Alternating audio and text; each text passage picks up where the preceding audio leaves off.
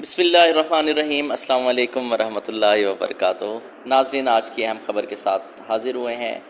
تنخواہ دار طبقے کے لیے بڑی خوشخبری لے کے آئے ہیں۔ وزیر اعظم پاکستان شہباز شریف کا بڑے ریلیف کا حکم۔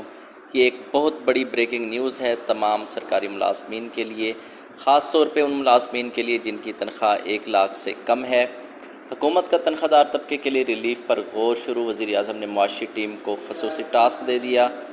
2 اگست 2024 کی یہ خبر ہے جو کہ آپ سے شیئر کر رہے ہیں، اور آپ کو یہ بتاتے چلیں، اور بلکہ آپ کو معلوم بھی ہوگا کہ جماعت اسلامی کا دھرنا چل رہا ہے اور اس کا ایک بہت بڑا دباؤ ہے حکومت کے اوپر، اور حکومت کا تنخواہ دار طبقے کو ریلیف دینے پر غور اس دھرنے نے مجبور کر دیا ہے۔ اور اس کے ساتھ ساتھ آپ اسکرین پہ دیکھ سکتے ہیں کہ جماعت اسلامی نے اپنے دھرنے میں اسلام آباد کے اندر 10 مطالبات پیش کیے ہیں، اور ان 10 مطالبات میں حکومت 500 یونٹ کرنے والوں کو 50% رعایت دے، بجلی میں حکومت پیٹرولیم لیوی ختم ہو اور قیمتوں میں حالیہ اضافہ فوری طور پر واپس لے۔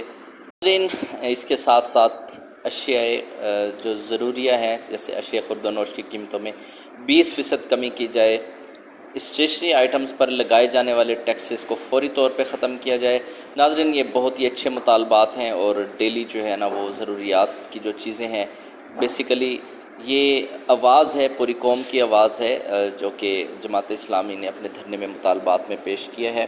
دیکھیں، جو چیز اچھی ہے اس کو سراہنا چاہیے، قطع نظر اس کے کہ کون سی جماعت ہے، کون ہے۔ اگر وہ اچھا کام کر رہے ہیں اور اچھائی کے لیے کر رہے ہیں تو اس کو ضرور اپریشیٹ کرنا چاہیے، اور ہم بھی اپریشیٹ کر رہے ہیں اس کو۔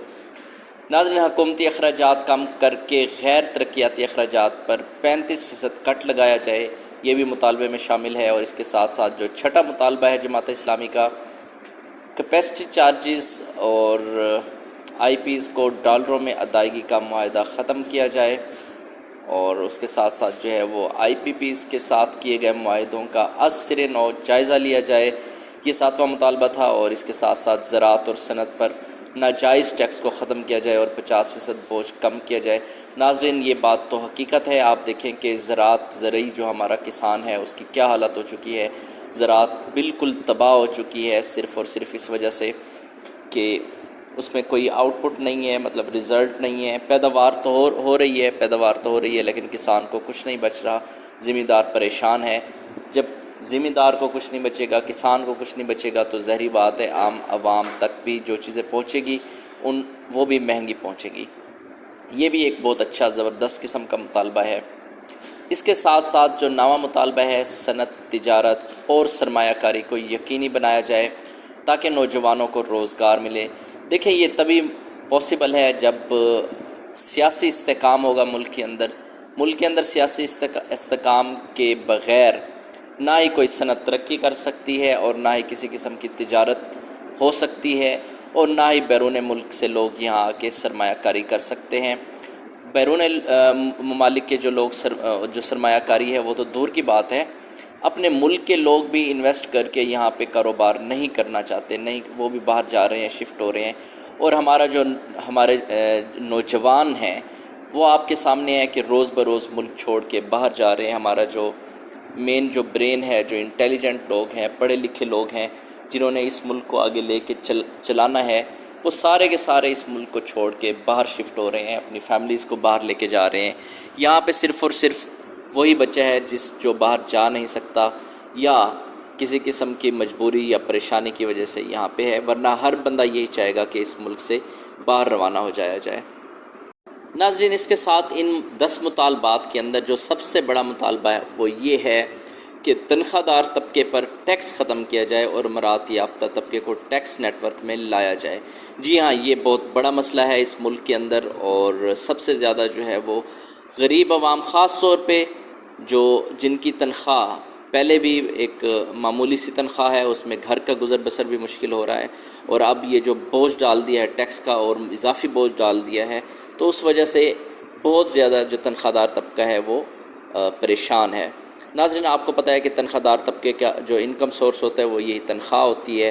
وہ دن رات محنت کر کے وہ یہی تنخواہ حاصل کرتے ہیں مہینے کے آخر پہ جا کے، اور اس کے بعد سارے گھر کے معاملات جو اخراجات ہیں وہ اسی پہ چلانے ہوتے ہیں۔ لیکن اب پرابلم یہ ہے تنخواہیں تو بڑھائی ہیں لیکن ٹیکس اس سے ڈبل کر دیے گئے ہیں، تو اس کا کوئی فائدہ ہی تنخواہ بڑھانے کا نہیں ہوا۔ بیسیکلی یہ 5-10% چلیں آپ مطلب صحیح بات کریں تو 15% تک یہ تنخواہ جو ہے وہ بڑھ چکی ہے۔ اب اسی کے رسپانس کے اندر تنخواہ دار طبقہ ہو جائے تیار، اگست کی سیلری سلپ دیکھ کر زوردار جھٹکا لگے گا۔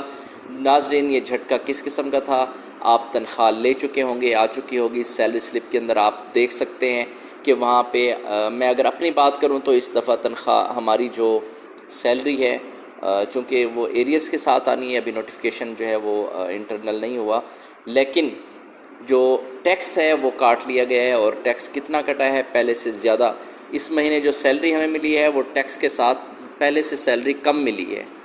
اب آگے جا کے ایریئرز کے اندر ہوگا، لیکن ایک آئیڈیا ہو چکا ہے کہ اچھا خاصا جو ہے وہ ٹیکس لگا ہے سرکاری ملازمین کے اوپر، سرکاری جو ملازمین کا جو طبقہ ہے ان کے اوپر۔ تو بہرحال یہ ایک اچھا مطالبہ ہے اپنا جو جماعت اسلامی کا دھرنا چل رہا ہے، جماعت اسلامی نے انیشیٹ لیا ہے، اور ہم سب کو یہ آواز بلند کرنی چاہیے سوشل میڈیا کے اوپر۔ اپنے جو بھی ریسورسز ہیں ہمارے پاس ان ریسورسز کو یوٹیلائز کیا جائے، اور اس کے اوپر جو ہے وہ زیادہ سے زیادہ اس کو شیئر کیا جائے۔ تو ناظرین اب جو خبر آ رہی ہے اسی دھرنے کے رسپانس کے اندر وہ یہ آ رہی ہے کہ حکومت کی جانب سے 1 لاکھ روپے تک تنخواہ دار طبقے کو ریلیف دینے کے لیے مختلف تجاویز پر غور جاری ہو چکا ہے، اور ذرائع وزارت خزانہ کے مطابق وزیر اعظم شہباز شریف نے معاشی ٹیم کو خصوصی ٹاسک دے دیا ہے، اور ذرائع نے یہ بتایا کہ تنخواہ دار طبقے کو ریلیف کے لیے فنڈنگ ترقیاتی بجٹ سے لینے پر غور شروع کر دیا گیا ہے، جبکہ انکم ٹیکس ریلیف پر IMF کو بھی اعتماد میں لیا جائے گا۔ اب سب سے بڑا پرابلم IMF کا ہے ملک کے اندر۔ تو بہرحال ذرائع نے بتایا کہ ماہانہ 1 لاکھ تک تنخواہ لینے والوں کو ریلیف دینے کے لیے مختلف تجاویز پر غور جاری ہے۔ ذرائع کا کہنا ہے کہ کم تنخواہ والے سلیب کو 40 ارب روپے کا ریلیف دیے جانے کی تیاریاں جاری ہیں۔ خیال رہے کہ حکومت نے رواں مالی سال میں جو ٹیکس لگایا ہے اور اس ٹیکس کی وجہ سے اچھی خاصی جو ہے وہ سیلری کے اندر کٹوتی ہو جاتی ہے۔ یہ آپ دیکھ سکتے ہیں ایک BPS 14 اس کی ایک فارمولہ دیا ہے یہاں پہ ہم نے، اور اس کے مطابق آپ دیکھ سکتے ہیں کہ کتنے % کتنی تنخواہ۔ یہ آپ دیکھیں کہ اگر سادہ الفاظ میں سمجھائیں تو 73,670 روپے، اور اگر آپ اس کو دیکھیں ٹیکس کے حساب سے اگر آپ بنائیں تو 15% اگر انکریمنٹ ہو تو 7,555 روپے انکریمنٹ بنتا ہے، یعنی تنخواہ کے اندر 7,618 روپے کا اضافہ ہوا ہے، یعنی اضافہ ملا ہے ٹیکس کے بعد، تو وہ آلموسٹ اتنا بن جاتا ہے کہ 15% تنخواہ کے اندر اضافہ ہوا ہے۔ تو یہ 25% یا 20% والی جو ہے یہ ایک صرف ڈھونک رچایا ہے گورنمنٹ نے۔ تو بہرحال ہم اپنی آواز ضرور بلند کرتے رہیں گے، اپنی آواز بلند کرتے رہیں گے، آپ کی آواز بنتے رہیں گے۔ اپنا بہت سارا خیال رکھیے گا۔ اللہ حافظ، اللہ نگہبان۔